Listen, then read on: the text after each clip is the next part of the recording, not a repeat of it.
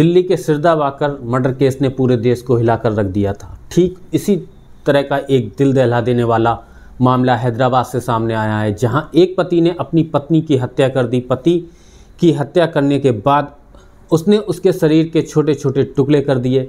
शरीर के छोटे छोटे टुकड़े करने के बाद उसने उसे प्रेशर कुकर में डाला और डालकर उबाला, फिर झील में फेंक दिया। दरअसल दोस्तों, एक महिला अचानक से गायब हो गई। उसके परिवार वाले बेहद परेशान थे और उसे हर जगह ढूंढने की कोशिश कर रहे थे। मामला पुलिस तक पहुंच जाता है। पुलिस ने जब जांच शुरू की और पता चला कि महिला एक घर के अंदर जाते हुए दिखी थी, लेकिन बाहर नहीं निकली। पुलिस ने उस घर की पूरी तलाशी ली, लेकिन महिला का कोई सुराग नहीं मिला। जब पुलिस ने महिला के पति से सख्ती से पूछताछ की तो वह पुलिस को अपने घर ले गया। उसने पहले पुलिस को बाथरूम दिखाया और कहा कि महिला यहाँ आई थी। यहाँ से फिर किचन में गई। किचन में उसने एक बड़ा सा प्रेशर कुकर था और उसे दिखाते हुए कहा कि उसकी पत्नी इसी रास्ते से गायब हो गई। अब जो पुलिस होती है उसे लगता है कि उस आदमी का मानसिक संतुलन ठीक नहीं है, उसका मानसिक संतुलन बिगड़ गया है, क्योंकि ये बात समझ से बाहर थी कि आखिर कोई व्यक्ति कुकर से बाहर कैसे जा सकता है। लेकिन जब उससे बार बार सवाल किया गया तो उसने चौंकाने वाला खुलासा किया। उसने कहा कि उसने अपनी पत्नी को प्रेशर कुकर में 72 घंटे तक पकाया। ये सुनकर पुलिस हैरान रह गई और कुकर की जांच करने के लिए फॉरेंसिक लैब भेज दिया। कि उसके पास ठोस सबूत नहीं थे, लेकिन जब ये घटना सोशल मीडिया और अखबारों के माध्यम से लोगों तक पहुंची तो सभी लोग ये घटना सुनकर दंग रह गए। सभी लोग हैरान हो गए कि कोई इंसान ऐसे कैसे कर सकता है और कोई इंसान इतना निर्दयी कैसे हो सकता है। दोस्तों, आज की इस घटना के माध्यम से, इस कहानी के माध्यम से हम यही जानने और समझने की कोशिश करेंगे कि आखिरकार मामला क्या था। नमस्कार दोस्तों, मैं हरीश शर्मा स्वागत करता हूं आपके अपने यूट्यूब चैनल HR क्राइम सफर में। दोस्तों, आज की जो सच्ची घटना मैं आपको सुनाने जा रहा हूं, ये सच्ची घटना है तेलंगाना प्रदेश के राजधानी हैदराबाद का एक थाना लगता है मीरपेट, और इसी मीरपेट थाना क्षेत्र की एक कॉलोनी लगती है न्यू बैंक टिसर कॉलोनी। दरअसल यहाँ की रहने वाली एक महिला जिसका नाम वेंकट माधवी होता है, जिनका मायका नंदयाल का है, उसी की मां का नाम शुभमा होता है। शुभमा अपनी बेटी से बात करती हैं, यानी कि माधवी से बात करती हैं। 16 जनवरी 2025 की सुबह बातचीत होती है। उसके बाद आराम से, नॉर्मल से, अच्छे से बातचीत होती है। कोई ऐसा लग ही नहीं रहा था कि कोई परेशानी है। कुछ बात होती है, उसके बाद में फ़ोन कट जाता है। दोपहर का समय होता है। एक बार माँ ने फिर अपनी बेटी को फ़ोन लगाया।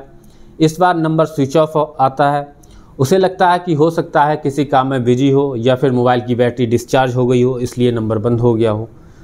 2-3 घंटे बीत जाते हैं। माँ ने अपनी बेटी को फिर से फ़ोन लगाया और लगाकर देखती है, लेकिन फिर भी मोबाइल ऑफ ही आता है और बातचीत नहीं हो पाती है। इसी तरह से धीरे धीरे करते करते कई घंटे बीत जाते हैं। माँ और बेटी की बातचीत नहीं होती है।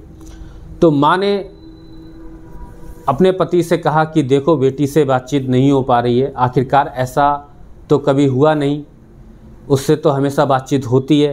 एक दिन में कई बार बातचीत होती है, क्या करूं। तो उसका जो पति होता है, लड़की का जो पिता होता है, वो कहते हैं कि त्यौहार का समय चल रहा है, तो त्यौहार पर हो सकता है वह किसी काम में बिजी हो, बार बार फ़ोन करके उससे परेशान करती हो इंतज़ार करो। यानी कि 16 जनवरी पूरे बीत जाता है और 17 जनवरी जब आता है तो माँ ने फिर से बेटी को फ़ोन लगाया। नंबर स्विच ऑफ आता है। दोपहर हो गई, शाम हो गई। जब उसने अपने दामाद से पूछा तो दामाद ने कहा कि हाँ, वो यहीं थी, लेकिन नाराज़ हो गई है, नाराज़ होकर चली गई है। हो सकता है गुस्से में उसने अपना नंबर बंद कर लिया हो। अब ये बात जब माँ सुनती है तो माँ को थोड़ा अटपटा लगता है। उन्हें इस बात का आश्चर्य हो रहा था कि आखिरकार बेटी कभी ऐसा तो करती नहीं है।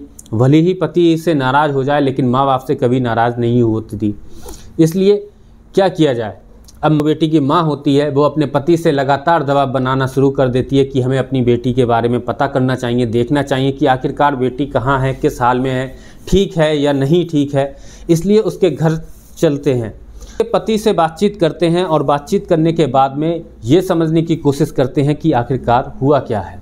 18 जनवरी 2025 को पति और पत्नी अपनी बेटी से मिलने के लिए, उससे पूछने के लिए, उसकी हालचाल जानने के लिए, कहाँ है, किस हाल में है, ये पता करने की कोशिश करते हैं और वहाँ जाते हैं, पति से बातचीत करते हैं। पति से जब पूछा जाता है कि पत्नी कहाँ है, जो पोगल एक पर्व होता है जिसे अपने यहाँ पर मकर संक्रांति होती है, साउथ में पोगल के रूप में मनाया जाता है और वो कई दिन तक ये त्यौहार चलता है। लोग अपनों के बीच में इस त्यौहार को बड़ी ही धूमधाम से, खुशियों से के साथ मनाते हैं। अब ऐसी स्थिति में जब ये दामाद से पूछा जाता है, दामाद का नाम गुरुमूर्ति होता है। गुरुमूर्ति बताता है कि पत्नी जिद कर रही थी कि उसे मैके जाना है। दरअसल बच्चे अपनी बुआ के यहाँ पर हैं, 2 बच्चे हैं, दोनों बुआ के यहाँ पर हैं। वो अकेला पड़ जाता, वो नहीं जाना चाहता था कि पत्नी के साथ मैके जाए और वो यहाँ पर अकेला रह जाए, इसलिए उसने रोकने के, और वो नहीं चाहता था कि पत्नी के साथ वो मैके जाए, पत्नी के मैके जाए,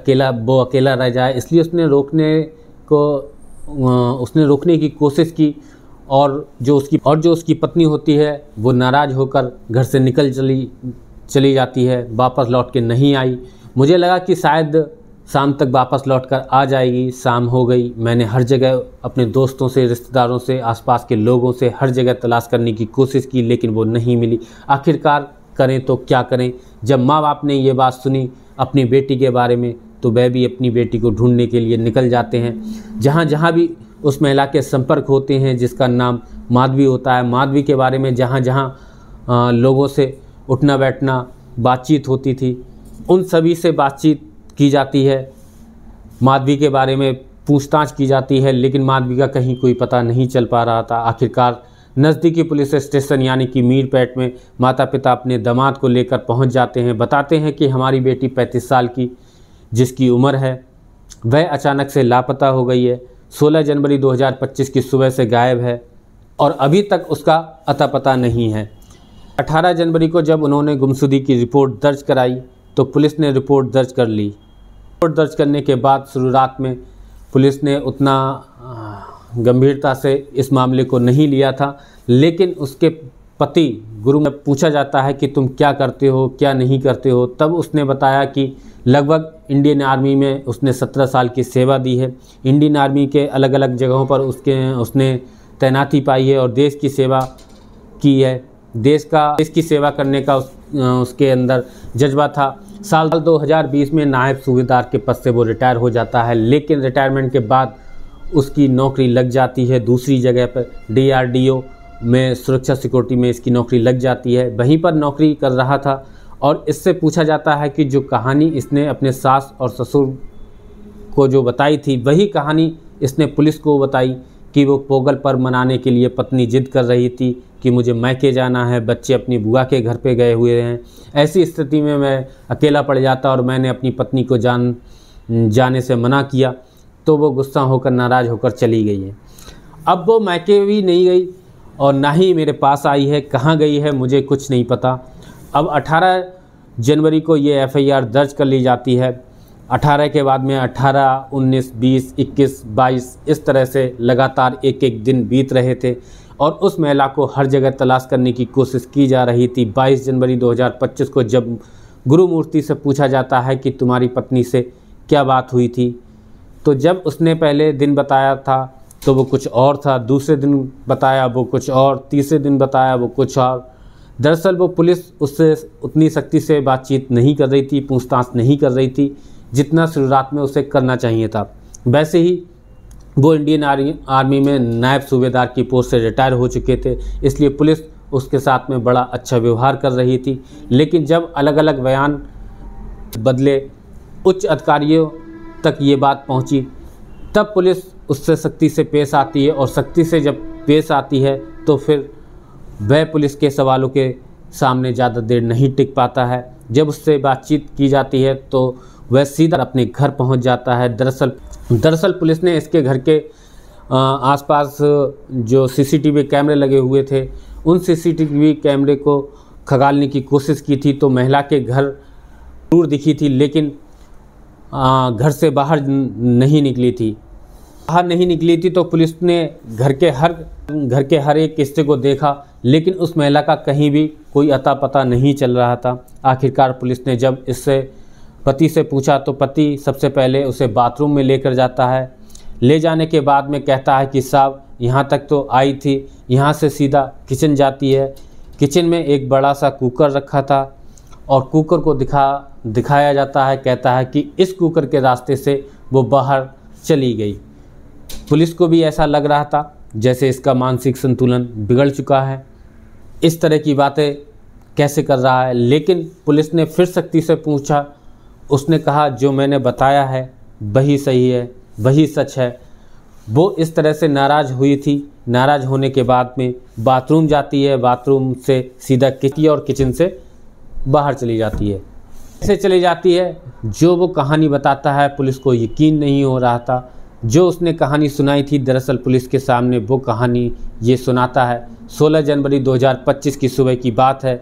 महिला जिद पर अड़ जाती है कि उसे अपने मायके जाना है। इसी बात को देखते हुए दोनों में कहा सुनी होती है, बहसबाजी होती है और बहसबाजी इतनी होती है कि वो अपनी पत्नी को धक्का दे देता है और जैसे ही पत्नी को धक्का देता है तो पत्नी का सर दीवार में जाकर लग जाता है और पत्नी ज़मीन पर गिर जाती है। जैसे ही पत्नी ज़मीन पर गिर जाती है तो उसे लगता है जैसे ये बहाने कर रही है। वो वहाँ से अलग हट जाता है। कुछ देर के बाद वापस लौट के आता है तो पत्नी वहीं बेहोशी जैसी हालत में पड़ी हुई थी। उसके 2-3 घंटे बाद फिर वापस आता है, तब भी पत्नी वैसी ही स्थिति में पड़ी हुई थी जैसे पहले पड़ी हुई थी। उसने जो उसका नब्ज़ को टटोलने की कोशिश करता है और उसकी सांसें देखने की कोशिश करता है तो पत्नी उस टाइम मर चुकी थी। अब वो समझ नहीं पा रहा था कि आखिरकार करूं तो करूं क्या। ये बात घर से बाहर जाएगी तो सब के सब ये कहेंगे कि तुमने ही अपनी पत्नी को मारा है। लेकिन ये शुरुआत में एक एक्सीडेंट लग रहा था, अचानक से हुआ एक हादसा लग रहा था। अब ऐसी स्थिति में यहाँ से पत्नी को बाहर लेकर जाएगा तो कैसे लेकर जाएगा, क्या करेगा, क्या नहीं करेगा, उसके मन में सैकड़ों सवाल थे। अब उसने अपनी पत्नी को सीधा उस जगह से उठाता है, बाथरूम में लेकर जाता है और बाथरूम में ले जाने के बाद उसके शरीर के छोटे छोटे टुकड़े कर देता है। उन टुकड़ों को करने के बाद अपने घर के अंदर रखे हुए बर्तनों में वो रख देता है। उसे डर भी लग रहा था कि कहीं ऐसा ना हो कि इसमें दुर्गंध आ जाए, बदबू आनी शुरू हो जाए। तभी वो ऐसे प्लान बनाया कि अपनी पत्नी के उन टुकड़ों को वह कुकर में लगातार उबाल रहा था और इस तरह का प्रोसेस लगभग 72 घंटे तक किया। उसके जो पत्नी है उसके जो शरीर पर जो हड्डियां हैं, हड्डियों को छोटे छोटे टुकड़े करता है और मूसल से कूटने के बाद मिक्सी मशीन में पीसता है और यहाँ से जो इस पूरे मटेरियल को इकट्ठा करता है और 72 घंटे के अंतराल में अब ये अपनी पत्नी के इन हिस्सों को एक झील होती है उसमें अंदर ले जाकर फेंक देता है। अपनी उस पत्नी के छोटे छोटे टुकड़े थे जो मिक्सी में मशीन में पीसे थे, जो मूसल से कूटे थे, जो कुकर में उसने उबाले थे, उनको वहाँ फेंक देता है। फेंकने के बाद अपनी पत्नी के छोटे छोटे टुकड़ों को फेंक कर वापस आता है और ये सब करने में उसे लगभग काफ़ी समय बीत जाता है। जब ये उसकी सास और ससुर घर में एंट्री करते हैं तब तक वो अपने घर के हर एक हिस्से को, हर एक कोने को अच्छी तरह से, बहुत अच्छी तरह से धुलाई कर चुका था। पाया जाता है फॉरेंसिक टीम, डॉग स्क्वाड वगैरह, ये कोई भी इस चीज़ को नहीं पकड़ पाए। जब पूरा क्लीन कर देता है पुलिस ने, जब ये कहानी सुनी फॉरेंसिक टीम को मौके पर तुरंत बुलाया जाता है, डॉग स्क्वाड वगैरह को तुरंत मौके पर बुलाया जाता है। बुलाने के बाद घर के हर एक हिस्से को डॉग स्क्वाड की मदद से ये देखा जाता है कि आखिरकार वाकई ये यहाँ पर कत्ल हुआ है या नहीं हुआ है, क्या शरीर के छोटे छोटे टुकड़े हुए हैं या नहीं हुए हैं, क्या उसने मिक्सी मशीन का सहारा लिया है या नहीं लिया है, या कुकर का सहारा लिया है या नहीं लिया है, किसी मूसल से उस लाश को कूटा गया है या नहीं कूटा गया है। इसके बाद फिर पुलिस की टीम जाती है सीधा झील में।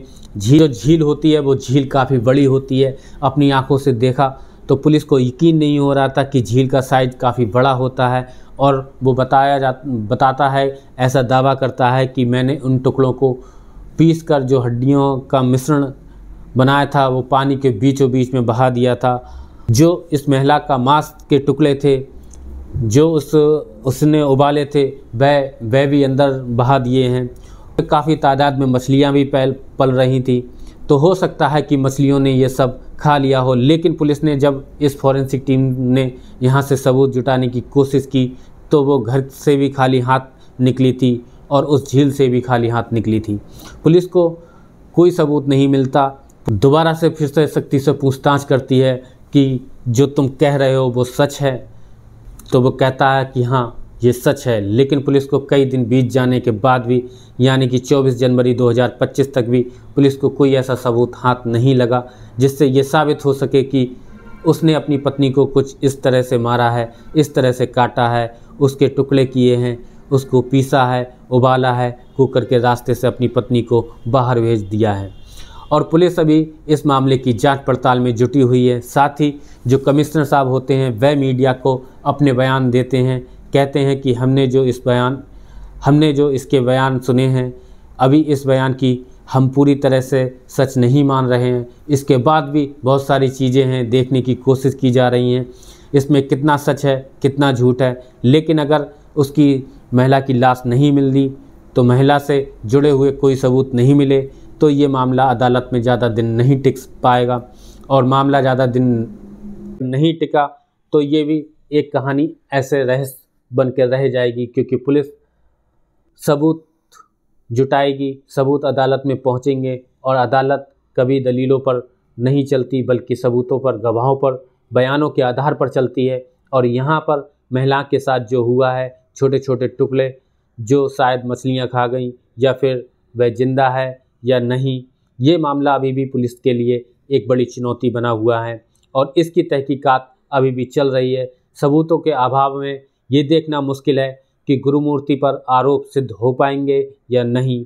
लेकिन ये घटना इंसानी क्रूरता की हदें पार कर चुकी है। दोस्तों, इस घटना को सुनाने का उद्देश्य, मकसद सिर्फ आपको सचेत करना है, आपको सतर्क करना है, ये बताना है कि कई बार गुस्से और अहंकार में लिए गए फैसले न केवल जीवन बर्बाद कर देते हैं बल्कि किसी का पूरा परिवार उजाड़ देते हैं। दोस्तों, आपको ये वीडियो कैसी लगी कमेंट के माध्यम से आप ज़रूर बताइएगा।